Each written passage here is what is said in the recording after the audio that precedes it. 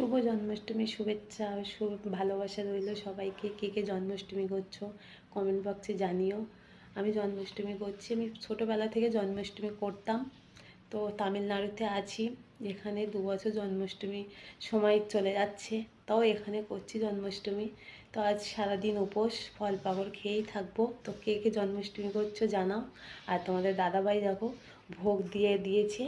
আমার শরীরটা ভীষণ অসুস্থ, তো তাই তোমাদের দাদাভাই আজ ভোগটা দিয়েছে। তো আমার ঘরে ঠাকুরের ফটো আছে, আমি এখানে ভোগ দিই। আর যেরকম পারি, যেরকম পেরেছি ঠাকুরকে দিয়েছি। যদি ভুল হয়ে যায় ঠাকুর আমাকে ক্ষমা করে দিও। আমি যেটুকু পেরেছি সেটুকু তোমাকে দিয়েছি।